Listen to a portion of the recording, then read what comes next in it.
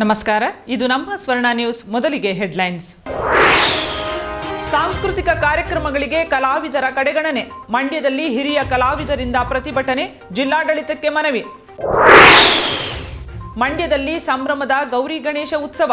ನಾಡಿನ ಒಳಿತಿಗಾಗಿ ವಿಶೇಷ ಪೂಜೆ, ಪ್ರಸಾದ ವಿನಿಯೋಗ.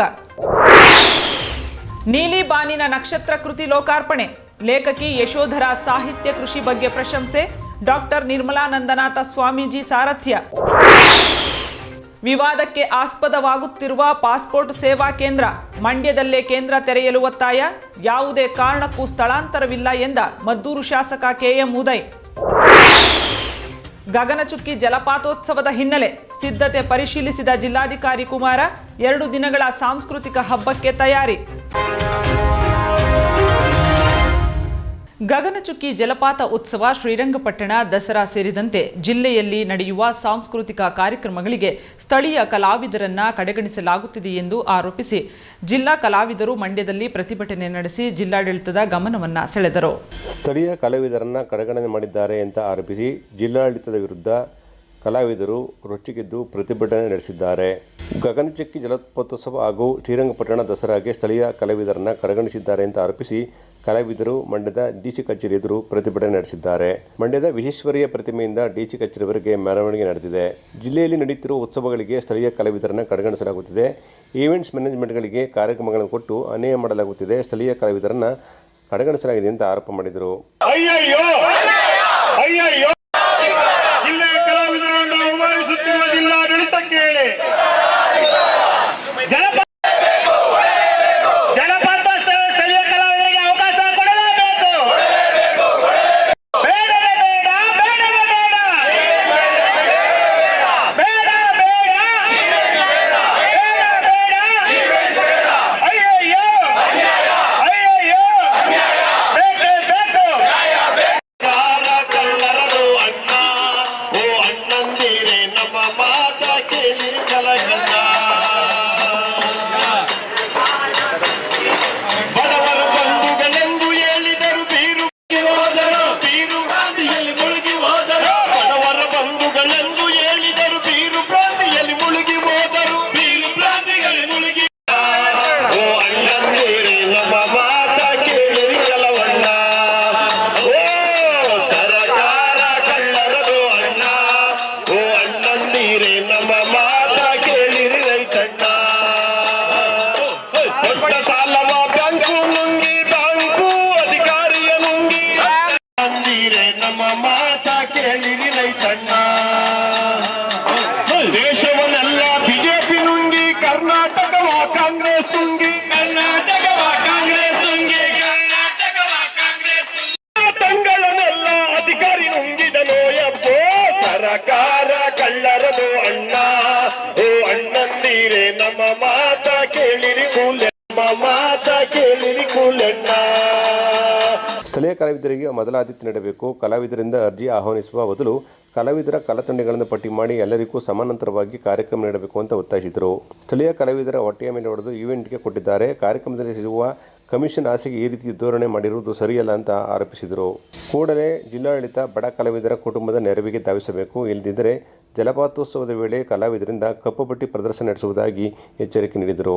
ಬಂಧುಗಳೇ, ಈಗ ಬಂದಿರತಕ್ಕಂಥ ಮಳವಳ್ಳಿ ತಾಲೂಕಿನ ಜಲಪಾತೋತ್ಸವ ಕಾರ್ಯಕ್ರಮ ಈಗಾಗಲೇ ಪೋಸ್ಟರನ್ನು ಬಿಡುಗಡೆ ಮಾಡಿದ್ದಾರೆ. ಹಿಂಗೆ ಜಲಪಾತೋತ್ಸವ ಕಾರ್ಯಕ್ರಮ ಮಾಡ್ತಾಯಿದ್ದೀವಿ ಅಂತೇಳಿ ನಮ್ಮ ಯಾವುದೇ ಕಲಾವಿದರಿಗೆ, ನಮ್ಮ ಯಾವುದೇ ಸ್ಥಳೀಯ ಕಲಾವಿದರಿಗೆ ಯಾವುದೇ ಮಾಹಿತಿ ಇಲ್ಲ. ದಿಢೀರನೇ ನಮ್ಮ ಜಿಲ್ಲಾಡಳಿತ ಹಾಗೂ ನಮ್ಮ ಏನು ಜನಪ್ರತಿನಿಧಿಗಳಿದ್ದಾರೆ ಜಲಪಾತೋತ್ಸವ ಹೋಗಿ ಪೋಸ್ಟರನ್ನು ಬಿಡುಗಡೆ ಮಾಡಿದ್ದಾರೆ. ಜೊತೆಗೆ ನಾವು ಇದೆಲ್ಲ ಗೊತ್ತಾದ ಮೇಲೆ ಹೋಗಿ ನಾವು ಕಲಾವಿದರು ಕಾರ್ಯಕ್ರಮ ಕೊಡಿ ಅಂತ ಕೇಳಿದಾಗ ನೀವು ಕಲಾಮಂದಿರಕ್ಕೆ ಹೋಗಿ ಅರ್ಜಿ ಕೊಡಿ ಅಂತ ಹೇಳ್ತಾರೆ. ಪ್ರತಿ ವರ್ಷವೂ ಕೂಡ ಅರ್ಜಿಗಳನ್ನ ಈಸ್ಕೊಳ್ತಾ ಇದ್ದಾರೆ. ಈಸ್ಕೊಂಡು ಅರ್ಜಿಗಳನ್ನ ಏನು ಮಾಡ್ತಾಯಿದ್ದಾರೆ ಅಂತ ಗೊತ್ತಾಯ್ತಲ್ಲ. ಈಗ ನಮಗೆ ಗೊತ್ತಿರೋ ಪ್ರಕಾರ ಈಗಾಗಲೇ ಮಳವಳ್ಳಿ ಜಲಪಾತೋತ್ಸವದು ಆಗಲೇ ಎಲ್ಲ ಇದನ್ನು ಈವೆಂಟ್ ಮ್ಯಾನೇಜ್ಮೆಂಟವ್ರಿಗೆ ಆಗಲೇ ಗುತ್ತಿಗೆಯನ್ನು ಕೊಟ್ಬಿಟ್ಟಿದ್ದಾರೆ. ಯಾವುದೇ ಸ್ಥಳೀಯ ಕಲಾವಿದರಿಗೆ ಅವಕಾಶಗಳಿಲ್ಲ. ಸುಮ್ಮನೆ ಆಹ್ವಾನ ಪತ್ರಿಕೆಯಲ್ಲಿ ಸ್ಥಳೀಯ ಕಲಾವಿದರಿಗೆ ಅವಕಾಶ ಕೊಡಲಾಗುವುದು ಅಂತೇಳಿ ಹಾಕಿಸ್ಕೊಂಡಿದ್ದಾರೆ. ಆದರೆ ಇಲ್ಲಿರ್ತಕ್ಕಂಥ ಕಲಾವಿದರು ಯಾರನ್ನಾರು ಕೇಳ್ಕೊಳ್ಳಿ, ಜಲಪಾತೋತ್ಸವದಲ್ಲಿ ಯಾರಿಗಾರ ಕಾರ್ಯಕ್ರಮ ಕೊಟ್ಟಿದ್ದಾರೆ ಅಂತ ಕೇಳ್ಕೊಬಿಡಿ. ಯಾರಿಗೂ ಕಾರ್ಯಕ್ರಮ ಕೊಟ್ಟಿಲ್ಲ. ಸುಮ್ಮನೆ ನಮ್ಮ ಕಲಾವಿದರನ್ನ ಕಣ್ಣೊರೆಸಿ ಕೆಲಸವನ್ನು ಮಾಡ್ತಾರೆ. ಆದರೆ ಇವರು ಅದು ಯಾವ ದುರುದ್ದೇಶ ಇಟ್ಕೊಂಡು ಈವೆಂಟ್ ಮ್ಯಾನೇಜ್ಮೆಂಟ್ಗೆ ಕೊಟ್ಟಿದ್ದಾರೋ ಗೊತ್ತಿಲ್ಲ. ಮತ್ತು ನಾವು 2-3 ದಿನ ಅಲಿಬೇಕು. ಒಂದು 5,000 ರೂಪಾಯಿ ಕಾರ್ಯಕ್ರಮಕ್ಕೆ ಒಬ್ಬ ಕಲಾವಿದ 2-3 ಸರಿ ಶ್ರೀರಂಗಪಟ್ಟಣಕ್ಕೂ ಕಾರ್ಯಕ್ರಮಕ್ಕೆ ಹೋದರೆ ನಮ್ಗೆ ಏನು ಸಿಗುತ್ತೆ? ನಾವು ದಿನಗೂಲಿ ಕಲಾವಿದರ ಥರ ಆಗಿದ್ದೀವಿ. ನಾವು ಏನಾರ ಕಲೆ ಪ್ರದರ್ಶನ ಮಾಡಿದ್ರೆ ಮಾತ್ರ ನಮ್ಮ ಜೀವನ ನಡೀತಿರೋದು. ಇಂಥ ಸಂದರ್ಭದಲ್ಲಿ ಈ ಥರ ನಮ್ಮ ಆಡಳಿತ ವ್ಯವಸ್ಥೆ ಕಲಾವಿದರನ್ನ ಈ ಥರ ಶೋಷಣೆಗೆ ಒಳಪಡಿಸ್ತಾ ಇದೆ. ಈಗ ನಮ್ಮ ಜಲಪಾತೋತ್ಸವ ಸಮಿತಿ, ಶ್ರೀರಂಗಪಟ್ಟಣ ಜಲಪಾತೋತ್ಸವ ಸಮಿತಿ ನಮ್ಮ ಸ್ಥಳೀಯ ಕಲಾವಿದರನ್ನ ಗಣನೆಗೆ ತಗೊಳ್ದೇ ನಮ್ಮ ಸ್ಥಳೀಯ ಕಲೆಗಳನ್ನು ಶೋಷಣೆ ಮಾಡ್ತಾಯಿದೆ. ಹಾಗಾಗಿ ದಯಮಾಡಿ ಕೂಡಲೇ ಜಿಲ್ಲಾಡಳಿತ ಎಚ್ಚೆತ್ಕೋಬೇಕು. ನೀವು ಮಳವಳ್ಳಿ ಜಲಪಾತೋತ್ಸವ ಆಹ್ವಾನ ಪತ್ರಿಕೆ ಹೊರಡಿಸಿದ್ರಂಥ ವಿಷಯ ಗೊತ್ತಾಗಿದೆ. ದಯವಿಟ್ಟು ಅನ್ಯಾಯ ಮಾಡಬೇಡಿ ಸ್ವಾಮಿ. ನೀವೇನಾರ ನಮ್ಮ ಸ್ಥಳೀಯ ಕಲಾವಿದರಿಗೆ ಅನ್ಯಾಯ ಮಾಡ್ತು ಅಂತಂದರೆ ನಿಮ್ಮ ಏನು ಉತ್ಸವ ಇರ್ತದೋ ಅವತ್ತು ನಾವೆಲ್ಲ ಕಲಾವಿದರು ಕಪ್ಪು ಪಟ್ಟಿಯನ್ನು ಕಟ್ಕೊಂಡು ನಾವು ಪ್ರದರ್ಶನ ಮಾಡಬೇಕಾಗುತ್ತೆ. ಏನು ಸ್ವಾಮಿ, ನಮ್ಮ ಕಲಾವಿದರು ಹೊಟ್ಟೆ ಮೇಲೆ ಹೊಡೆದು ನೀವು ಉತ್ಸವ ಮಾಡ್ಕೋಬೇಕಾ? ಯಾರ ಪುರುಷಾರ್ಥಕ್ಕೋಸ್ಕರ ನೀವು ಉತ್ಸವನ ಮಾಡ್ಕೊತಾ ಇದ್ದೀರಿ? ಕಲಾವಿದರು ಹೊಟ್ಟೆ ಮೇಲೆ ಹೊಡೆದು ನೀವು ಈ ಉತ್ಸವವನ್ನು ಮಾಡ್ಕೊಳ್ಬೇಕಾ? ನೀವು ನೇತೃತ್ವವನ್ನು ಸಂತೆಕೆಸ್ತಿಗೆರೆ ಬಸವರಾಜು, ಅನಿಯಂಬಾಡಿ ಶೇಖರ್, ಕಾರ್ಸ್ವಾಡಿ ಮಹಾದೇವು, HP ವೈರಮಡಿ, ಸಿ ಕುಮಾರಿ ಹಾಗೂ ಇನ್ನಿತರರು ವಹಿಸಿದರು. ಗಗನಚುಕ್ಕಿ ಜಲಪಾತೋತ್ಸವದ ಉದ್ಘಾಟನೆಗೆ ಆಗಮಿಸುತ್ತಿರುವ ಮುಖ್ಯಮಂತ್ರಿ ಸಿದ್ದರಾಮಯ್ಯ ಅವರಿಗೆ ಕಪ್ಪು ಬಾವುಟ ಪ್ರದರ್ಶಿಸುವುದಾಗಿ ಮಾಜಿ ಶಾಸಕ ಅನ್ನದಾನಿ ಅವರು ನೀಡಿರುವ ಹೇಳಿಕೆ ಅತ್ಯಂತ ಬಾಲಿಶ ಹಾಗೂ ಹತಾಶ ಮನೋಭಾವ ಪ್ರತೀಕ ಎಂದು ಕಾಂಗ್ರೆಸ್ ಮುಖಂಡರು ಲೇವಡಿ ಮಾಡಿದ್ದಾರೆ. ಮಳವಳ್ಳಿ ಪಟ್ಟಣದ ಕಾಂಗ್ರೆಸ್ ಕಚೇರಿಯಲ್ಲಿ ಸುದ್ದಿಗೋಷ್ಠಿ ನಡೆಸಿ ಮಾತನಾಡಿದ ಬ್ಲಾಕ್ ಕಾಂಗ್ರೆಸ್ ಅಧ್ಯಕ್ಷರಾದ ದೊಡ್ಡಯ್ಯ, CP ರಾಜು, ಮಾಜಿ ಜಿಲ್ಲಾ ಪಂಚಾಯತ್ ಸದಸ್ಯರಾದ RS ವಿಶ್ವ, ಸುಜಾತ್, KM ಪುಟ್ಟು, ಗ್ಯಾರಂಟಿ ಯೋಜನೆಗಳ ಜಿಲ್ಲಾ ಪ್ರಾಧಿಕಾರದ ಅಧ್ಯಕ್ಷ ಚಿಕ್ಕಲಿಂಗಯ್ಯ ಅವರು ಕಳೆದ ವರ್ಷ ಮಳೆ ಇಲ್ಲದ ಬರದ ಸಂದರ್ಭದಲ್ಲಿ ಶಾಸಕ PM ನರೇಂದ್ರ ಸ್ವಾಮಿ ಅವರ ದೂರದೃಷ್ಟಿಯ ಮುತುವರ್ಜಿಯ ಫಲವಾಗಿ ತಾಲೂಕಿನ ಎಲ್ಲ ಕೆರೆಕಟ್ಟೆಗಳಲ್ಲೂ ನೀರು ತುಂಬಿದ್ದವು. ಈ ವರ್ಷ KRS ಭರ್ತಿಯಾಗಿದ್ದು ಮೇಲ್ಭಾಗದಲ್ಲಿ ಒಣಗಿ ನಿಂತಿದ್ದ ನಾಲೆ ಜಮೀನುಗಳಿಗೆ ನೀರು ಪೂರೈಕೆಯಾಗಿ ಮಳವಳ್ಳಿಯ ಕೊನೆ ಭಾಗಕ್ಕೆ ನೀರು ಬರಲು ಸ್ವಲ್ಪ ತಡವಾಗಿದೆ. ಈಗಾಗಲೇ ತಾಲೂಕಿನ ಸಾಕಷ್ಟು ಕೆರೆಗಳಿಗೆ ನೀರು ತುಂಬಿಸಲಾಗಿದೆ, ನಾಲೆಗಳಿಗೂ ನೀರು ಹರಿಸಲಾಗಿದೆ. ಇನ್ನು ಕೆಲವೇ ಪ್ರದೇಶಗಳಲ್ಲಿ ನೀರು ತಲುಪಬೇಕಿದ್ದು ಇನ್ನೊಂದೆರಡು ದಿನಗಳಲ್ಲಿ ಅಲ್ಲಿಗೂ ನೀರು ತಲುಪಿಸಲು ಶಾಸಕರು ಕ್ರಮ ವಹಿಸಿದ್ದಾರೆ. ಹೀಗಿರುವಾಗ ಮಾಜಿ ಶಾಸಕರು ಕೆರೆಗಳಿಗೆ ನಾಲೆಗಳಿಗೆ ನೀರು ಬಿಟ್ಟಿಲ್ಲ ಅಂತ ಆರೋಪಿಸಿರುವುದು ಸರಿಯಲ್ಲ ಅಂತ ಹೇಳಿದರು. ಅವರು ಹತಾಶೆಯಾಗಿ ಈ ರೀತಿ ಮಾತಾಡ್ತಾರೆ ಅಂತ ಎಲ್ಲರಿಗೂ ಗೊತ್ತಾಗ್ತಾ ಇದೆ. ಈಗ ಏನು ಪಂಚಾಯತಿ ವಾರು ಇವರು ಎಲ್ಲಿ ನಾಟಿ ಆಗಿಲ್ಲ, ಎಲ್ಲಿ ಭಾಳ ಇದೆ ಅಂತ ನೋಡಿಬಿಟ್ಟಿದೆ. ಅದನ್ನು ಬಿಟ್ಟು ನಿಮ್ಮ ಮಂತ್ರಿಗಳಿಗೆ ಕೇಂದ್ರದಲ್ಲಿ ಉಪ್ಪು ಮತ್ತು ಜನಗಳ ಮುಂದೆ ನೀವು ಹೇಳಬೇಕು. ಇವತ್ತು ಅಭಿವೃದ್ಧಿ ಬರ್ತಾ ಇರ್ತಕ್ಕಂಥ ಮಾನ್ಯ ನರೇಂದ್ರ ಸ್ವಾಮಿ ಅವರ ಈ ನಾಗಾ ಲೋಟವನ್ನು ನೋಡ್ನಾರ್ದರೆ, ನಿಮ್ಮ ಕೈಲಿ ಸಹಿಸ್ನಾರ್ದರೆ ನೀವು ಈ ರೀತಿಯಾದಂಥ ತೋರ್ಪಡಬೇಕು. ಯಾಕೆಂದರೆ ನರೇಂದ್ರ ಸ್ವಾಮಿ ಅವರು ಮನೆ ಕಾರ್ಯಕ್ರಮ ಅಲ್ಲ ಇದು ಒಂದು ಮಳವಳ್ಳಿ ಕ್ಷೇತ್ರದ ಒಂದು ಅಭಿವೃದ್ಧಿ, ಜಿಲ್ಲೆಯ ಅಭಿವೃದ್ಧಿಯ ಕಾರ್ಯಕ್ರಮ, ಇದು ಸರ್ಕಾರಿ ಕಾರ್ಯಕ್ರಮ. ಈ ಸರ್ಕಾರಿ ಅವರು ಏನೋ ಒಂದು ಹತಾಶೆಯಲ್ಲಿ ಈ ಮಾತನ್ನ ಹೇಳ್ತಾ ಇದ್ದಾರೆ ಅಂತ ನನಗೆ ಅನಿಸುತ್ತೆ. ಯಾಕಂದರೆ ಅವರು ತೀರಾ ಹತಾಶೆಗೆ ಹೋಗ್ಬಿಟ್ಟಿದ್ದಾರೆ. ಅವ್ರು ಏನು ಮಾತಾಡ್ತಾ ಇದ್ದಾರೆ ಅಂತ ಅವ್ರಿಗೆ ಗೊತ್ತಿಲ್ಲ. ಯಾಕಂದರೆ ನಿಮಗೆ ಕಳೆದ ಬಾರಿ ನಿಮ್ಗೆ ಗೊತ್ತಿರ್ಬೋದು, ಇಡೀ ರಾಜ್ಯದಲ್ಲಿ ಬರ ಇತ್ತು. ಅಂಥ ದಿವಸಗಳಲ್ಲೂ ಸಹ ನಾವು ಮಳವಳ್ಳಿ ತಾಲೂಕು ಸಮೃದ್ಧಿಯಾಗಿ ಎಲ್ಲ ಕೆರೆಕಟ್ಟೆಗಳನ್ನು ನಾವು ತುಂಬಿಸಿದ್ದು. ಅದು ಅವ್ರಿಗೆ ಗೊತ್ತಿಲ್ಲ. ಇವತ್ತು ಜನಪರವಾದ ಕಾಳಜಿ ಐತೆ ನನಗೆ ಅನ್ನೋ ಒಂದು ಥರದಲ್ಲಿ ಮಾತಾಡ್ತಾ ನಮ್ಮ ಶಾಸಕರ ಬಗ್ಗೆ ಕಾಳಜಿ ಇಲ್ಲ ಅಂತ ಮಾತಾಡ್ತಾ ಇದ್ದಾರೆ. ನಾನು ಅವ್ರನ್ನ ಕೇಳ್ಕೊಳ್ಳೋದಿಷ್ಟೇ, ನಿಮ್ಮ ಅವಧಿಯಲ್ಲಿ ಎಷ್ಟು ಕೆರೆಗಳನ್ನ ನೀವು ತುಂಬಿಸಿದ್ರಿ, ನಿಮ್ಮ ಅವಧಿಯಲ್ಲಿ ನೀವು ಎಷ್ಟು ಜನರ ಪರವಾಗಿ ಕೆಲಸಗಳನ್ನ ಮಾಡಿದ್ರಿ ಅಂತ ನೀವು ಮನವರಿಕೆ ಮಾಡಿಕೊಡ್ಬೇಕು. ಗೋಷ್ಠಿಯಲ್ಲಿ ಬಸವರಾಜು, ಕೃಷ್ಣಮೂರ್ತಿ, ಮಾರ್ಕಲ್ಲು ಮಾಧು, ಅಂಬರೀಶ್, ಶಿವಮಾದೇಗೌಡ ಸೇರಿದಂತೆ ಇತರರಿದ್ದರು. ಗಗನಚುಕ್ಕಿ ಜಲಪಾತೋತ್ಸವದ ಅಂಗವಾಗಿ ಜಿಲ್ಲಾಧಿಕಾರಿ ಡಾಕ್ಟರ್ ಕುಮಾರ ಅವರು ಸ್ಥಳಕ್ಕೆ ಭೇಟಿ ನೀಡಿ ಪರಿಶೀಲನೆ ನಡೆಸಿದರು. ಸೆಪ್ಟೆಂಬರ್ 14-15ರಂದು 2 ದಿನಗಳ ಕಾಲ ಜಲಪಾತೋತ್ಸವ ನಡೆಯುವುದರಿಂದ ಜಿಲ್ಲಾಧಿಕಾರಿಗಳಾದ ಡಾಕ್ಟರ್ ಕುಮಾರ ಅವರು ಸಿದ್ಧತೆಯನ್ನು ಪರಿಶೀಲಿಸಿದರು. ಗಗನಚುಕ್ಕಿ ಆವರಣದಲ್ಲಿ ಬೃಹತ್ ವೇದಿಕೆ ನಿರ್ಮಾಣ ಮಾಡುತ್ತಿದ್ದು, ಈ ಹಿನ್ನೆಲೆಯಲ್ಲಿ 2 ದಿನಗಳ ಕಾಲ ಅದ್ದೂರಿ ಸಾಂಸ್ಕೃತಿಕ ಕಾರ್ಯಕ್ರಮಗಳು ಜರುಗಲಿದ್ದಾವೆ. ಬೆಳಗ್ಗೆ 11 ಗಂಟೆಯಿಂದ ರಾತ್ರಿ 11 ಗಂಟೆಯವರೆಗೆ ನಿರಂತರವಾಗಿ ಸಾಂಸ್ಕೃತಿಕ ಕಾರ್ಯಕ್ರಮಗಳು ನಡೆಯಲಿದ್ದು, ದಿನಕ್ಕೆ 1 ಲಕ್ಷಕ್ಕೂ ಹೆಚ್ಚು ಮಂದಿ ಪ್ರವಾಸಿಗರು ಆಗಮಿಸುವ ನಿರೀಕ್ಷೆ ಇದೆ. ಈ ಹಿನ್ನೆಲೆಯಲ್ಲಿ ಮೂಲಭೂತ ಸೌಕರ್ಯ ಸೇರಿದಂತೆ ಅಗತ್ಯ ಸಿದ್ಧತೆಗಳನ್ನು ಜಿಲ್ಲಾಧಿಕಾರಿಗಳು ಪರಿಶೀಲನೆ ನಡೆಸಿದರು. ಈ ಸಂದರ್ಭದಲ್ಲಿ ಜಿಲ್ಲಾ ಪೊಲೀಸ್ ವರಿಷ್ಠಾಧಿಕಾರಿಗಳು ಸೇರಿದಂತೆ ವಿವಿಧ ಇಲಾಖೆ ಅಧಿಕಾರಿಗಳು ಹಾಜರಿದ್ದರು. ಮಂಡ್ಯದ ಬಂದಿಗೌಡ ಬಡಾವಣೆ, ಪಾಂಡುರಂಗ ಸ್ವಾಮಿ ದೇವಾಲಯ ಸೇರಿದಂತೆ ವಿವಿ ರಸ್ತೆ, ಅಶೋಕ ನಗರದ 2ನೇ ಕ್ರಾಸ್ನಲ್ಲಿರುವ ಏಕದಂತ ಗೆಳೆಯರ ಬಳಗ ಇವರ ಆಶ್ರಯದಲ್ಲಿ ರೈತ ಬಂಧು ಗ್ರೂಪ್ನ ಸಹಕಾರದೊಂದಿಗೆ ಪ್ರಥಮ ವರ್ಷದ ಗೌರಿ ಗಣೇಶ ಪ್ರತಿಷ್ಠಾಪನಾ ಕಾರ್ಯಕ್ರಮ ಅರ್ಥಪೂರ್ಣವಾಗಿ ನಡೆಯಿತು. ಅಶೋಕನಗರದ 2ನೇ ಕ್ರಾಸ್ನಲ್ಲಿ ಗೆಳೆಯರ ಬಳಗ ಮತ್ತು ರೈತ ಗ್ರೂಪ್ ಸಹಯೋಗದೊಂದಿಗೆ ಪ್ರಥಮ ವರ್ಷದ ಗೌರಿ ಗಣೇಶನನ್ನು ಪ್ರತಿಷ್ಠಾಪಿಸಿ ವಿವಿಧ ರೀತಿಯಲ್ಲಿ ಪೂಜಾ ಕೈಂಕರ್ಯಗಳನ್ನು ನೆರವೇರಿಸಲಾಯಿತು. ಗಣಪನಿಗೆ ವಿವಿಧ ಬಗೆಯ ಅಲಂಕಾರ, ಮಹಾಮಂಗಳಾರತಿ ಹಾಗೂ ಪ್ರಸಾದ ವಿನಿಯೋಗ ಕಾರ್ಯಕ್ರಮ ಕೂಡ ನಡೆಯಿತು. ಭಾನುವಾರ ಗಣಪನಿಗೆ ವಿಶೇಷ ಪೂಜೆ ಹಾಗೂ ಅಲಂಕಾರ ನೆರವೇರಿಸಲಾಯಿತು.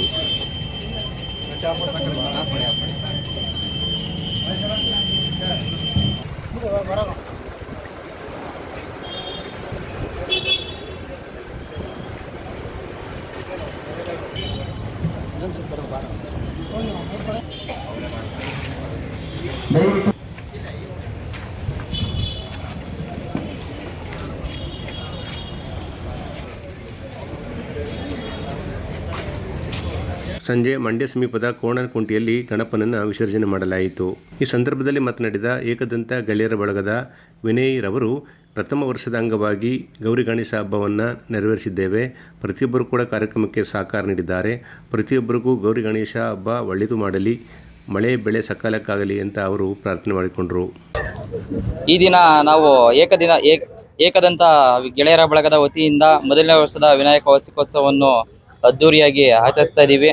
ಸೊ ಪ್ರಥಮವರೆಗೆ ವಿ ರೋಡು ಅಶೋಕನಗರ ಸೆಕೆಂಡ್ ಕ್ರಾಸಲ್ಲಿ ರೈತ ಒಂದು ಗ್ರೂಪ್ಸ್ ವತಿಯಿಂದ ಆಯೋಜನೆ ಮಾಡಿರೋಂಥ ಒಂದು ಗಣಪತಿ ಉತ್ಸವವನ್ನು ಎಲ್ಲರೂ ನಮಗೆ ಸಹಕಾರ ನೀಡಿದ್ದಾರೆ. ಇಲ್ಲಿ ಸ್ಥಳೀಯ ವ್ಯಾಪಾರಿಗಳಾಗಿರ್ಬೋದು, ಸಾರ್ವಜನಿಕರಾಗಿರ್ಬೋದು, ಸ್ನೇಹಿತರಾಗಿರ್ಬೋದು, ಎಲ್ರಿಗೂ ಮೊದಲನೇದಾಗಿ ನನ್ನಿಂದ ಅವರಿಗೆ ಅಭಿನಂದನೆಗಳನ್ನ ತಿಳಿಸ್ತಾ ಇದ್ದೀನಿ.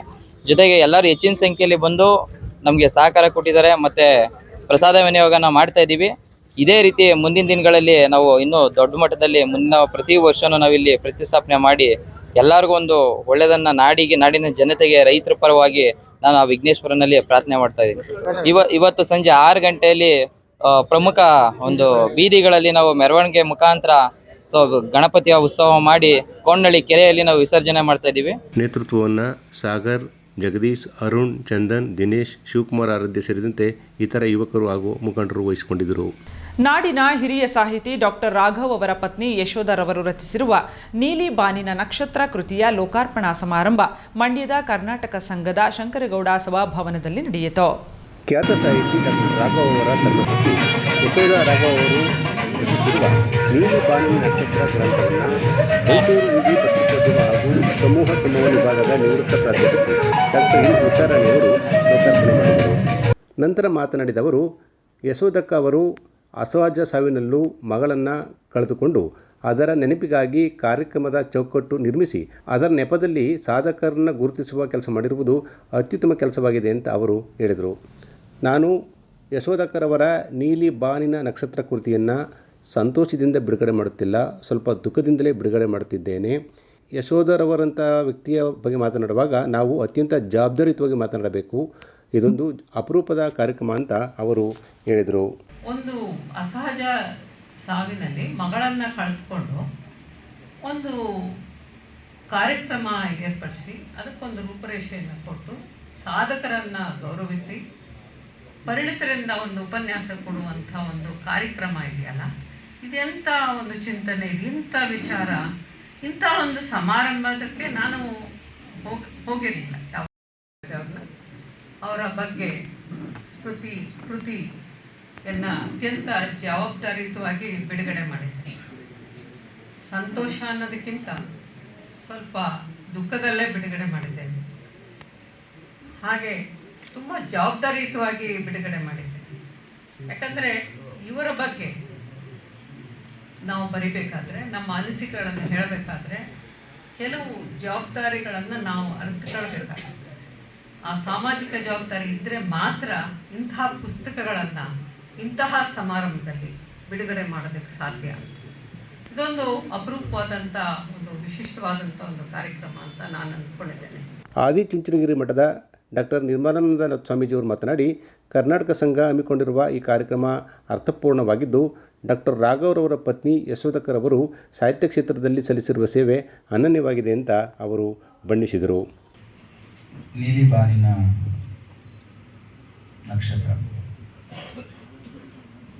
ಹೆಸರೇ ತುಂಬ ಚೆನ್ನಾಗಿದೆ. ಇಂಥದ್ದೊಂದು ಕಾರ್ಯಕ್ರಮ ಇವತ್ತು ಎಲ್ಲರನ್ನೂ ಕೂಡ ಮೌನಕ್ಕೆ ಶರಣಾಗುವ ಹಾಗೆ ಮಾಡಿರ್ತಕ್ಕಂಥದ್ದು ಸರ್ವವಿದಿತ. ಇಂತಹ ಪರಮ ಪವಿತ್ರ ಕಾರ್ಯಕ್ರಮದಲ್ಲಿ ನಿಮ್ಮೆಲ್ಲರ ಆರಾಧ್ಯ ದೈವ ಯೋಗಿ ಪದ್ಮಭೂಷಣ ಜಗದ್ಗುರು ಡಾಕ್ಟರ್ ಶ್ರೀ ಬಾಲಗಂಗಾಧರನಾಥ್ ಮಹಾಸ್ವಾಮೀಜಿಯವರ ದಿವ್ಯ ಚೇತನಕ್ಕೆ ಮನಸ್ಸನ್ನಮಿಸಿ ಸುಕ್ಷೇತ್ರ ಆದಿಚುಂಚನಗಿರಿ ಮಹಾಸಂಸ್ಥಾನದ ಹಿರಿಯ ಯತಿಗಳಾಗಿ ಜಯಪ್ರಕಾಶ್ ಗೌಡರು ಹೇಳಿದಾಗೆ ಶ್ರೀಮಠದ ಪೂಜ್ಯ ಗುರುಜಿಯವರ ಸಾಧನೆಗೆ ಬೆನ್ನಾಗಿ ನಿಂತಂಥವರು ಪುರುಷೋತ್ತಮನಾಥ ಸ್ವಾಮೀಜಿಯವರು. ಅವರ ಉಪಸ್ಥಿತಿ ಸೋಮೇಶ್ವರನಾಥ ಸ್ವಾಮಿಗಳು ನಾಳೆ ಮೈಸೂರಿನ ನಮ್ಮ ಶಾಖೆಯ ಮಠದ ಕಾರ್ಯಕ್ರಮ ಇರೋದ್ರಿಂದ ಅವರು ಹಾಗೆ ಹೋಗಬೇಕಾಗಿತ್ತು ಕ್ಷೇತ್ರದಿಂದ.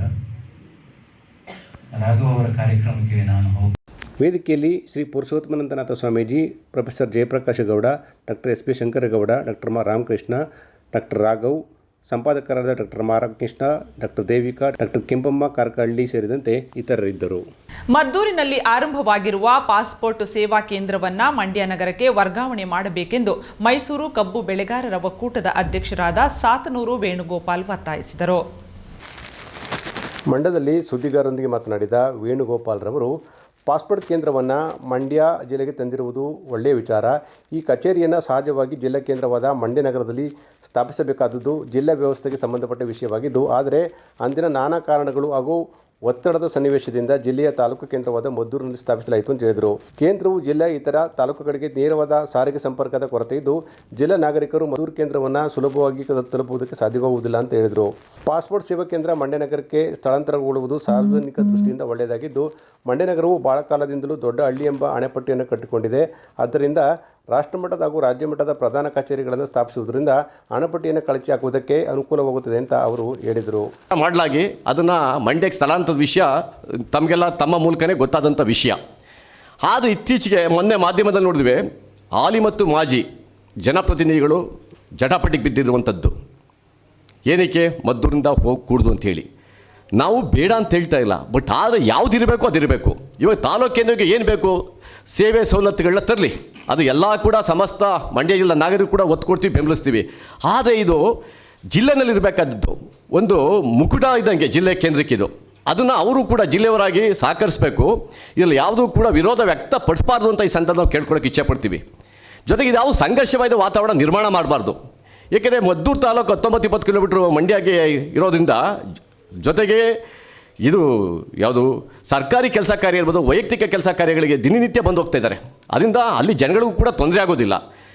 ಮತ್ತು ಇತರೆ ಭಾಗ ಆದಂಥ ಮಂಡ್ಯಗೆ ನಮ್ಮ 30-40 ಕಿಲೋಮೀಟರ್ ದೂರದಲ್ಲಿರುವಂಥ ನಾಗಮಂಗಲ ಇರ್ಬೋದು, ಕೇರ್ಪೇಟೆ ಇರ್ಬೋದು, ಪಾಂಡುಪುರ ಇರ್ಬೋದು, ಇವರು ಕೂಡ ಮಂಡ್ಯ ನಗರಕ್ಕೆ ತಂದರೆ ಅವರು ಕೂಡ ಒಳ್ಳೆಯದಾಗುತ್ತೆ ಅನ್ನೋದು ಅಲ್ಲಿ ಜನಗಳ ಭಾವನೆಯಿಂದ ಬಂದಿರುವಂಥ ವಿಷಯ.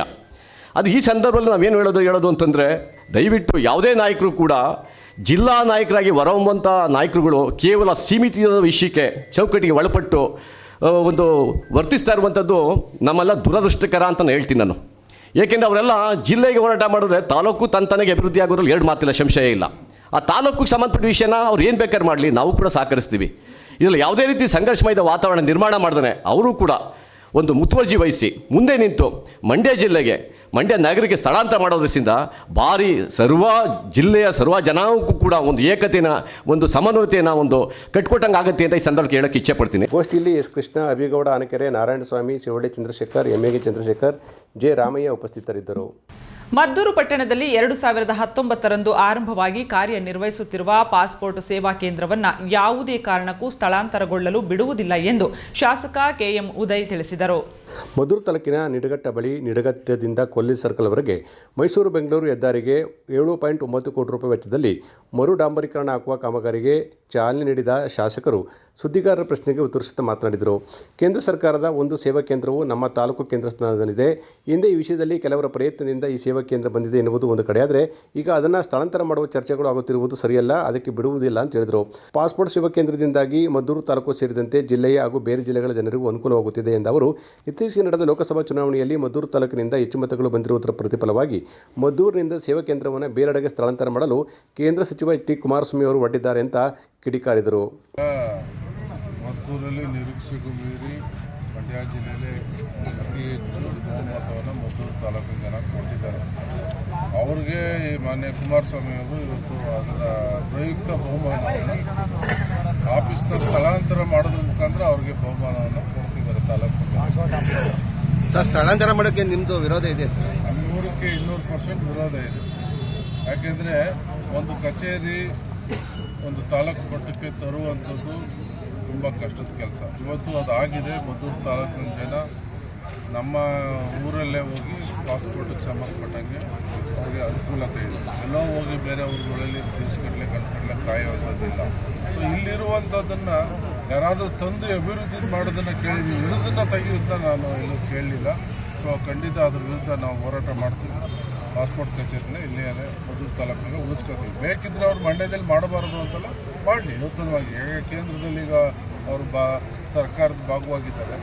ಸೊ ಇನ್ನೂ ಒಂದು ಅಲ್ಲಿ ಕಚೇರಿ, ಅದು ಉಪಕೇಂದ್ರ ಅಂತ ಇರುತ್ತೆ ಮೇಯ್ನು. ಹೊರಗಿಂದ ಸುತ್ತಮುತ್ತ ಸಂತೋಷ ಮಾಡೋದ್ರ ಬಗ್ಗೆ ನಮ್ದೇನು ತಕರಾರಿಲ್ಲ. ಇಲ್ಲಿರೋದು ಆಗಿದೆ, ನಮ್ಮ ಜನಕ್ಕೆ ಹತ್ತಿರದಲ್ಲಿದೆ, ಅನುಕೂಲ ಆಗಬೇಕು, ಅದು ಇರಬೇಕು. ಪುರಸಭಾ ಎಲೆಕ್ಷನ್ ಹತ್ರ ಬರ್ತಿದೆ. ಈ ಸಂದರ್ಭದಲ್ಲಿ ಮಾಜಿ ಗ್ರಾಮ ಪಂಚಾಯತಿ ಅಧ್ಯಕ್ಷರಾದ ನಿಡಘಟ್ಟ ಪ್ರಕಾಶ್, ಹರೀಶ್ ತಿಮ್ಮೇಗೌಡ ಸೇರಿದಂತೆ ಇತರೆ ಮುಖಂಡರು ಹಾಜರಿದ್ದರು. ವೇಗವಾಗಿ ಬರುತ್ತಿದ್ದ ಪ್ರಯಾಣಿಕರ ಆಟೋವೊಂದು ಚಾಲಕನ ನಿಯಂತ್ರಣ ತಪ್ಪಿ ಪಾದಾಚಾರಿಗಳ ಗುಂಪಿನ ಮೇಲೆ ನುಗ್ಗಿದ ಪರಿಣಾಮವಾಗಿ ವೃದ್ಧೆಯೊಬ್ಬರು ಸ್ಥಳದಲ್ಲೇ ಮೃತಪಟ್ಟಿದ್ದು 6 ಮಂದಿ ಗಾಯಗೊಂಡು ಆಸ್ಪತ್ರೆಗೆ ಸೇರಿದ ದುರ್ಘಟನೆ ತಾಲೂಕಿನ ಪಂಡಿತಹಳ್ಳಿ ಗ್ರಾಮದಲ್ಲಿ ಜರುಗಿದೆ. ಗೌಡನ ದೊಡ್ಡಿ ಗ್ರಾಮದ ನಾಗಯ್ಯ ಎಂಬುವರು ತೀವ್ರವಾಗಿ ಗಾಯಗೊಂಡಿದ್ದು ಗಂಭೀರ ಸ್ಥಿತಿಯಲ್ಲಿರುವ ಇವರನ್ನು ಬೆಂಗಳೂರಿನ ಆಸ್ಪತ್ರೆಗೆ ಸಾಗಿಸಲಾಗಿದೆ.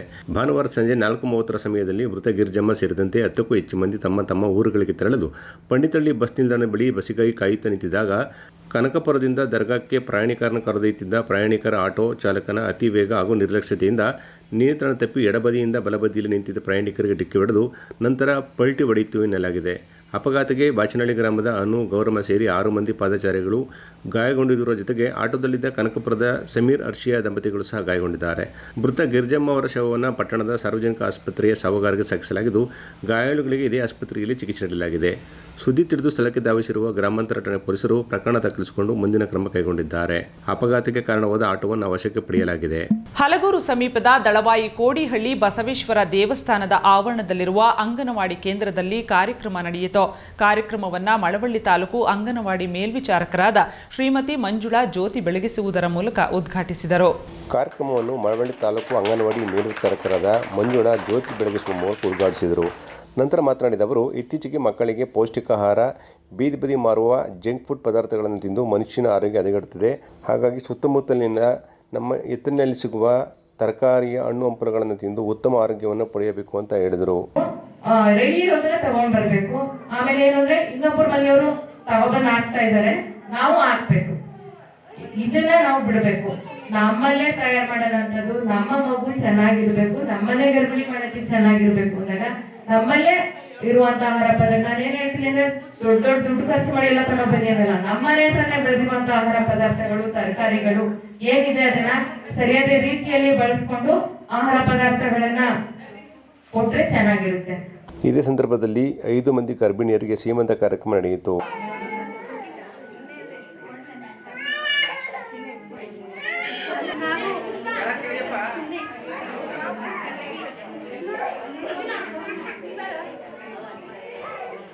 ಮಕ್ಕಳಿಗೆ ಬೇಕಾದ ಪೌಷ್ಟಿಕಾಹಾರ ತಿಂಡಿ ತಿನಿಸುಗಳನ್ನು ಪ್ರದರ್ಶನಕ್ಕೆ ಇಡಲಾಗಿತ್ತು. ಕಾರ್ಯಕ್ರಮದಲ್ಲಿ ದಳವಾಯಿ ಕೋಡಿಹಳ್ಳಿ ಪಂಚಾಯಿತಿಯ ಪಿಡಿಒ ವಿಜಯಕುಮಾರ್, ಮಹಾದೇವಮ್ಮ, ಮಧುಸೂದನ್, ಸೌಮ್ಯ, ಹೇಮಾ ಸೇರಿದಂತೆ ಇನ್ನಿತರರು ಪಾಲ್ಗೊಂಡಿದ್ದರು. ರಾಜ್ಯದ 4,45,00,000 ಅನ್ನಭಾಗ್ಯ ಯೋಜನೆಯ ಫಲಾನುಭವಿಗಳಿಗೆ ಕೇಂದ್ರ ಸರ್ಕಾರದಿಂದ ವಿತರಣೆಯಾಗುತ್ತಿರುವ 5 ಕೆಜಿ ಅಕ್ಕಿ ಮಾತ್ರ ವಿತರಣೆ ಆಗುತ್ತಿದೆ. ಕರ್ನಾಟಕ ಸರ್ಕಾರದಿಂದ ಅಕ್ಕಿಗೆ ಸಮನಾದ ಹಣವು ಡಿಬಿಟಿ ಮೂಲಕ ಸಮರ್ಪಕವಾಗಿ ರವಾನೆಯಾಗುತ್ತಿಲ್ಲ. ರಾಜ್ಯದ ಆಹಾರ ಸಚಿವರಾದ ಮುನಿಯಪ್ಪನವರು ಹಣಕ್ಕೆ ಸಮನಾದ ದಿನಸಿ ಕಿಟ್ ನೀಡಲು ಸರ್ಕಾರದ ಮುಂದೆ ಪ್ರಸ್ತಾವನೆ ಇಟ್ಟಾಗ ಮನವಿಯನ್ನು ತಿರಸ್ಕಾರ ಮಾಡಿರುವುದು ಬಡವರಿಗೆ ನೋವುಂಟು ಮಾಡಿದೆ. ಆದ್ದರಿಂದ ಬಡವರ ಶಾಪ ಸಿದ್ದರಾಮಯ್ಯನವರಿಗೆ ತಟ್ಟಿದೆ ಎಂದು ರಾಜ್ಯ ಪಡಿತರ ವಿತರಕರ ಸಂಘದ ರಾಜ್ಯಾಧ್ಯಕ್ಷರಾದ ಟಿ ಕೃಷ್ಣಪ್ಪರವರು ಆರೋಪ ಮಾಡಿದರು. ನಾಗಮಂಗಲದಲ್ಲಿ ಸುದ್ದಿಗಾರರೊಂದಿಗೆ ಮಾತನಾಡಿದ ಕೃಷ್ಣಪ್ಪ ಅವರು, ಅನ್ನರಾಮಯ್ಯ ಎಂದು ಹೆಸರು ಪಡೆದಿದ್ದ ಮುಖ್ಯಮಂತ್ರಿ ಸಿದ್ದರಾಮಯ್ಯನವರು ಸಮರ್ಪಕವಾಗಿ ಬಡವರಿಗೆ ಆಹಾರ ಧಾನ್ಯ ವಿತರಿಸದೆ ಜನರ ಸಿಟ್ಟಿಗೆ ಗುರಿಯಾಗಿದ್ದಾರೆ. ಕೇಂದ್ರದಲ್ಲಿ ಆಹಾರ ಸಚಿವರಾಗಿರುವ ರಾಜ್ಯದ ಪ್ರಹ್ಲಾದ್ ಜೋಶಿ ಅವರು ಅಕ್ಕಿಯನ್ನು ಒದಗಿಸುತ್ತೇವೆ ಎಂದು ತಿಳಿಸಿದರೂ ಕೂಡ ನಿರ್ಲಕ್ಷ್ಯ ಮಾಡಿರುವುದು ಖಂಡನೀಯ ಅಂತ ಹೇಳಿದರು. ಇಲ್ಲಾಂದರೆ ಈ 4,45,00,000 ಜನಸಂಖ್ಯೆ ಇದ್ದಾರೆ, ಅವ್ರ ಶಾಪ ಎಲ್ಲ ಒಳ್ಳೇದಾಗಲ್ಲ. ಅದರಿಂದ ನೀವು ಮಾತು ಕೊಟ್ಟಿದ್ದೀರಿ, ಅದೇನು ಒತ್ತಾಯ ಮಾಡ್ತಾಯಿಲ್ಲ ಯಾರನ್ನೂ. ನೀವು ಮಾತು ಕೊಟ್ಟಿದ್ದೀರಿ ಅವ್ರಿಗೆ ಚುನಾವಣೆ ಟೈಮಲ್ಲಿ 10 ಕೆಜಿ ಅಕ್ಕಿ ಕೊಡ್ತೀವಿ ಅಂತ. ಅಕ್ಕಿ ಅಲ್ಲದೆ 2013 ಬೇಕಾದಷ್ಟು ಯೋಜನೆಗಳು ಕೊಟ್ಟರು. ಬೇಳೆ ಕೊಟ್ಟರು, ಸಕ್ಕರೆ ಕೊಟ್ಟರು, ಉಪ್ಪು ಕೊಟ್ಟರು, ಆಯಿಲ್ ಕೊಟ್ಟರು ಅಕ್ಕಿ ಜೊತೆ. ಅದು 30 ಕೆಜಿ ಅಕ್ಕಿ ಕೊಡ್ತಿದ್ದ. ಈಗ ಯಾವುದು ಇಲ್ಲೇ ಕೇಂದ್ರ ಕೊಡೋ 5 kg ಅಕ್ಕಿಯನ್ನು ನಾವು ಕೊಟ್ಟೋ ಅಂತ ಅಂದ್ಬಿಟ್ಟು ನೀವು ಜನಗಳ ಮೋಸ ಮಾಡಿದ್ರೆ ಜನಸಾಪ ಯಾರನ್ನೂ ಬಿಡಲ್ಲ. ದಯಮಾಡಿ ಮಾನ್ಯ ಮುಖ್ಯಮಂತ್ರಿಯವರೇ, ನೀವು ಸಹಪ ಇರಬಾರ್ದು, ನಿಮ್ಗೆ ಯಾವುದೇ ಕಳಂಕ ಇರಬಾರ್ದು, ನಿಮ್ಮ ರಾಜಕೀಯ ಜೀವನದಲ್ಲಿ ಯಾವುದು ಇರಲಿಲ್ಲ ಇಲ್ಲಿವರೆಗೆ, ಇರಬಾರ್ದು. ಈಗಲೂ ಕಾಲ ಮಿಂಚಿಲ್ಲ. ಘೋಷಣೆ ಮಾಡಿ ಕೇಂದ್ರದ ಅಕ್ಕಿ ಪರ್ಚೇಸ್ ಮಾಡಿ. ನೀವು 34 ಕೊಡ್ತೀವಿ ಅಂತ ಕೊಡಲಿಲ್ಲ ಅವರು, ಈಗ 28 ಕೊಡೋಕೆ ರೆಡಿ ಅವರೇ.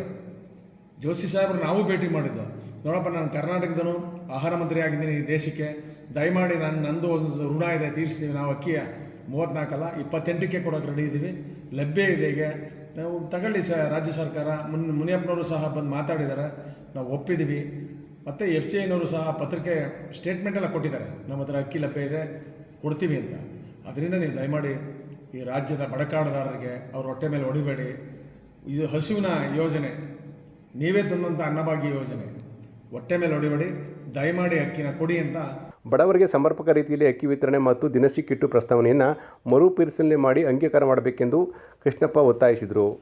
4,45,50,00,000 ಲಕ್ಷವರೆಗೂ ಕಾರ್ಡ್ನವರು ಯೂನಿಟ್ನವರು ಅಕ್ಕಿ ತಗೋತಾ ಇದ್ದಾರೆ. ನೀವು ಅದನ್ನು ನೀವು DBT ಮುಖಾಂತರ 170 ರೂಪಾಯಿ ಕೊಡ್ತೀವಿ ಅಂತೀರಲ್ಲ, ನೀವು 170 ರೂಪಾಯಿನ ನೀವು 4,50,00,000ಕ್ಕೆ ಎಷ್ಟು ಆಯ್ತು ದುಡ್ಡು? ನೀವು 28 ರೂಪಾಯಿಗೆ ಅಕ್ಕಿ ತಗೊಂಡ್ರೆ ಎಷ್ಟು ಕೋಟಿ ಉಳಿತದೆ? ಸರ್ಕಾರಕ್ಕೆ ದುಡ್ಡು ಉಳಿತದಲ್ಲ. ಪ್ರತಿ ತಿಂಗಳು 17ರಿಂದ 18 ಕೋಟಿ ಉಳಿತದೆ ಅಂದರೆ ಒಂದು ವರ್ಷಕ್ಕೆ ಎಷ್ಟು ಕೋಟಿ ಆಗ್ತದೆ? ಅದನ್ನು ಲೆಕ್ಕ ಹಾಕಿ. ನೀವು ಯಾರೋ ಪಕ್ಕದಲ್ಲಿ ಕೂತ್ಕೊಂಡು ಹೇಳ್ತಾರೆ ಅನ್ನೋದನ್ನ ಗೇಜ್ ಮಾಡಬೇಡಿ. ನೀವೇನೋ 2ನೇ ಸಾರಿ ಮುಖ್ಯಮಂತ್ರಿ ಆಗಬೇಕಾದ್ರೂ ಆಗಿದ್ರೂ ಸಹ ಅನ್ನಭಾಗ್ಯ ಯೋಜನೆಯಿಂದಲೇ ನೀವು ಮುಖ್ಯಮಂತ್ರಿ ಆಗಿರೋದು. ದಯಮಾಡಿ ಬೇರೆ ಯೋಜನೆಗಳಿಗೆಲ್ಲ ಕೊಡ್ತಾ ಇದ್ರು ದುಡ್ಡು, ಇದಕ್ಕೆ ಕೊಡಬಾರ್ದು.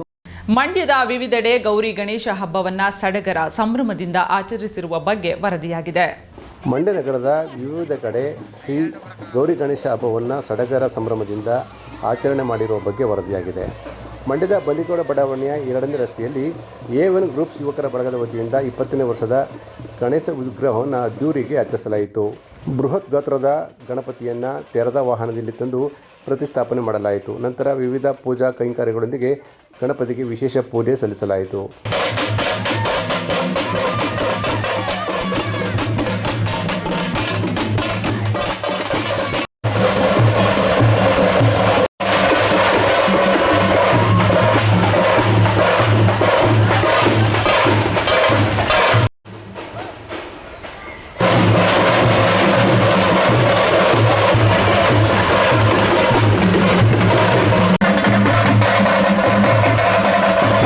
ಅದೇ ರೀತಿ ಮಂಡ್ಯ ನಗರದ ಪಾಂಡುರಂಗ ಸ್ವಾಮಿ ದೇವಸ್ಥಾನದಲ್ಲಿ ಶ್ರೀ ಪಾಂಡುರಂಗ ಬ್ರಿಗೇಡ್ ವತಿಯಿಂದ ಗಣೇಶ ಮೂರ್ತಿಯನ್ನು ಪ್ರತಿಷ್ಠಾಪಿಸಲಾಯಿತು.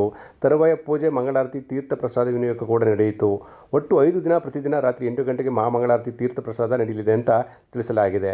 ಬುಧವಾರ ಮಹಾಮಂಗಳಾರತಿ ಗಣೇಶ ಮೂರ್ತಿ ವಿಸರ್ಜನೆ ನಂತರ ತೀರ್ಥ ಪ್ರಸಾದ ವಿತರಣೆ ನಡೆದಿದೆ. ಈ ಸಂದರ್ಭದಲ್ಲಿ ಪಾಂಡುರಂಗ ಬ್ರಿಗೇಡ್ನ ನಿರ್ದೇಶಕರು ಹಾಗೂ ಬಾಂಧವರು ಪಾಲ್ಗೊಂಡಿದ್ದರು. ಗಣಾಧ್ಯಕ್ಷಾಯ ನಮಃ, ಬಾಲಚಂದ್ರಾಯ ನಮಃ, ಕುಮಾರಗುರುವೇ ನಮಃ. ಸರ್ವಮಂಗಳಮಾಂಗಲ್ಯೇ ಸರ್ವಾರ್ಥಸಾಧಕೇ ಶರಣ್ಯೇ ಗೌರಿ ನಾರಾಯಣಿ ನಮೋಸ್ತುತೇ. ದೇವತಾಂತರಂ ಸರ್ವಭೂತಾನಾಂ ಸ್ವಾಮಿ ಭವತ್ವೇಶ್ಯಂ ಪ್ರಕೃತೇ ಮಹಾವಿದ್ಯೆ ಮಹಾವಿದ್ಯಾ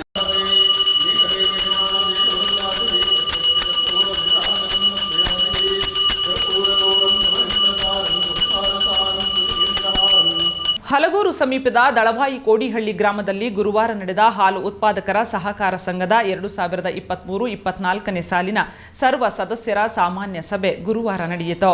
ಹಲಗೂರು ಸಮೀಪದ ದಳವಾಯಿ ಕೋಡಿಹಳ್ಳಿ ಗ್ರಾಮದಲ್ಲಿ ಹಾಲು ಉತ್ಪಾದಕರ ಸಹಕಾರ ಸಂಘದ 23-24ನೇ ಸಾಲಿನ ಸರ್ವ ಸದಸ್ಯರ ಸಾಮಾನ್ಯ ಸಭೆ ನಡೆಯಿತು. ಸಭೆಯಲ್ಲಿ ಮಾತನಾಡಿದ ಅಧ್ಯಕ್ಷರಾದ ಮಾದೇಗೌಡ, ಸಂಘದ ಸದಸ್ಯರು ಗುಣಮಟ್ಟದ ಹಾಲನ್ನು ಸರಬರಾಜು ಮಾಡುವ ಮೂಲಕ ಸಂಘದ ಅಭಿವೃದ್ಧಿಗೆ ಕೈ ಜೋಡಿಸಬೇಕು ಅಂತ ಮನವಿ ಮಾಡಿದರು. ಜನರಲ್ ಬಾಡಿ ಅಂದರೆ ಸರ್ವ ಸದಸ್ಯರ ವಾರ್ಷಿಕ ಮಹಾಸಭೆಯನ್ನು ಕರೆದು ಈ ಒಂದು ವಾರ್ಷಿಕ ಮಹಾಸಭೆಯಲ್ಲಿ ಹಲವಾರು ವಿಚಾರಗಳನ್ನು ಚರ್ಚೆ ಮಾಡಿದ್ದಾರೆ. ಆ ಎಲ್ಲ ವಿಚಾರಗಳನ್ನು ನಾನು ಗಮನದಲ್ಲಿಟ್ಟುಕೊಂಡು ಮುಂದಿನ ದಿನಗಳಲ್ಲಿ ಅವುಗಳ ಬಗ್ಗೆ ಕ್ರಮ ತಗೊಳ್ತೀನಿ. ನಮ್ಮ ಒಂದು 23-24ನೇ ಸಾಲಿನಲ್ಲಿ ನಮ್ಮ ಡೈರಿಗೆ ಸುಮಾರು 17 ಲಕ್ಷ ರೂಪಾಯಿಗಳಷ್ಟು ನಿವ್ವಳ ಲಾಭ ಬಂದಿದೆ. ಆ ಲಾಭವನ್ನು ಕೂಡ ಈ ದಿನ ಸಂಜೆನಲ್ಲೇ ವಿಲೇವಾರಿಯನ್ನು ಮಾಡ್ತೀವಿ ಎಲ್ರಿಗೂ, ಎಲ್ಲ ಸದಸ್ಯರುಗಳಿಗೂ. ಹಾಗೆ ಹಿಂದೆ ನಡೆದಂಥ ಸರ್ವ ಸದಸ್ಯ ಸಭೆಯಲ್ಲಿ ಕೆಲವೊಂದು ವಿಚಾರಗಳನ್ನ ಪ್ರಸ್ತಾಪ ಮಾಡಿದರೆ ಅವುಗಳನ್ನು ಎಷ್ಟು ಸಾಧ್ಯವೋ ಅಷ್ಟನ್ನು ಕೊಡಿಸ್ಕೊಡೋಕ್ಕೆ ನಾನು ಪ್ರಯತ್ನವನ್ನು ಮಾಡಿದ್ದೇನೆ. ಈಗಲೂ ಕೂಡ ಮ್ಯಾಟ್ಗಳನ್ನು ಕೇಳಿದ್ದೀರಾ. ಆ ಮ್ಯಾಟ್ಗಳನ್ನು ಕೂಡ ಮುಂದಿನ ದಿನಗಳಲ್ಲಿ ನಮ್ಮ ವಿಶ್ವನಾಥ್ ಅವರ ಜೊತೆಯಲ್ಲಿ ಮಾತಾಡಿ ಹೆಚ್ಚು ಅಂದರೆ ಮ್ಯಾಟ್ಗಳಿಗೆ ಇಲ್ಲಿ ಬೇಡಿಕೆ ಜಾಸ್ತಿ ಇದೆ. ಅದರಿಂದ ಆ ಬೇಡಿಕೆಗೆ ತಕ್ಕಂತೆ ನಾವು ಪೂರೈಸುವ ಅಂತ ನಾನು ಕೇಳ್ಕೊಳ್ತಾ ನಾನು 2 ಮಾತುಗಳನ್ನು. ಸಂಘದ BMC ಮೇಲ್ವಿಚಾರಕ ಸುರೇಶ್ ವಾರ್ಷಿಕ ವರದಿ ಮಂಡಿಸುತ್ತಾ ಸಂಘವು 610 ಸದಸ್ಯರನ್ನು ಒಳಗೊಂಡಿದ್ದು ಪ್ರಸ್ತುತ 372 ಸದಸ್ಯರು ಹಾಲು ಸರಬರಾಜು ಮಾಡುತ್ತಿದ್ದಾರೆ ಅಂತ ವಿವರಣೆ ನೀಡಿದರು. ₹50,000, ಆಡಿಟ್ ಫೀಸು ₹50,000, ಗ್ರ್ಯಾಜುಯಿಟಿ 1,00,000, FMDC ವೆಚ್ಚ ₹40,000, AMCU ವೆಚ್ಚ ₹40,000, ಸ್ವಾತಂತ್ರ್ಯ ದಿನಾಚರಣೆದ ₹15,000, ಸಮವಸ್ತ್ರ ವೆಚ್ಚ ₹20,000, ಕಟ್ಟಡ ರಿಪೇರಿ ಖರ್ಚು ₹80,000, ಇಷ್ಟು ಕಾಯ್ದಿರಿಸದ ಖರ್ಚುಗಳು ₹1,00,000. ಈ ಸಂದರ್ಭದಲ್ಲಿ ಕಬ್ಬಾಳೇಗೌಡ, ಕೃಷ್ಣ, ವಿ. ಕೃಷ್ಣ, ಬೆಟ್ಟಯ್ಯ, ಬಸವರಾಜಮ್ಮ ಸೇರಿದಂತೆ ಇನ್ನಿತರರಿದ್ದರು. ಕೊನೆಯಲ್ಲಿ ಮತ್ತೊಮ್ಮೆ ಹೆಡ್ಲೈನ್ಸ್. ಸಾಂಸ್ಕೃತಿಕ ಕಾರ್ಯಕ್ರಮಗಳಿಗೆ ಕಲಾವಿದರ ಕಡೆಗಣನೆ. ಮಂಡ್ಯದಲ್ಲಿ ಹಿರಿಯ ಕಲಾವಿದರಿಂದ ಪ್ರತಿಭಟನೆ, ಜಿಲ್ಲಾಡಳಿತಕ್ಕೆ ಮನವಿ. ಮಂಡ್ಯದಲ್ಲಿ ಸಂಭ್ರಮದ ಗೌರಿ ಗಣೇಶ ಉತ್ಸವ. ನಾಡಿನ ಒಳಿತಿಗಾಗಿ ವಿಶೇಷ ಪೂಜೆ, ಪ್ರಸಾದ ವಿನಿಯೋಗ. ನೀಲಿ ಬಾನಿನ ನಕ್ಷತ್ರ ಕೃತಿ ಲೋಕಾರ್ಪಣೆ. ಲೇಖಕಿ ಯಶೋಧರ ಸಾಹಿತ್ಯ ಕೃಷಿ ಬಗ್ಗೆ ಪ್ರಶಂಸೆ. ಡಾಕ್ಟರ್ ನಿರ್ಮಲಾನಂದನಾಥ ಸ್ವಾಮೀಜಿ ಸಾರಥ್ಯ. ವಿವಾದಕ್ಕೆ ಆಸ್ಪದವಾಗುತ್ತಿರುವ ಪಾಸ್ಪೋರ್ಟ್ ಸೇವಾ ಕೇಂದ್ರ. ಮಂಡ್ಯದಲ್ಲೇ ಕೇಂದ್ರ ತೆರೆಯಲು ಒತ್ತಾಯ. ಯಾವುದೇ ಕಾರಣಕ್ಕೂ ಸ್ಥಳಾಂತರವಿಲ್ಲ ಎಂದ ಮದ್ದೂರು ಶಾಸಕ KM ಉದಯ್. ಗಗನಚುಕ್ಕಿ ಜಲಪಾತೋತ್ಸವದ ಹಿನ್ನೆಲೆ ಸಿದ್ಧತೆ ಪರಿಶೀಲಿಸಿದ ಜಿಲ್ಲಾಧಿಕಾರಿ ಕುಮಾರ. 2 ದಿನಗಳ ಸಾಂಸ್ಕೃತಿಕ ಹಬ್ಬಕ್ಕೆ ತಯಾರಿ. ಇದಿಷ್ಟು ಇವತ್ತಿನ ಸುದ್ದಿಗಳು. ಇದು ನಮ್ಮ ಸ್ವರ್ಣ ನ್ಯೂಸ್. ಬಾಂಧವ್ಯಗಳ ಬೆಸುಗೆ ನಮಸ್ಕಾರ.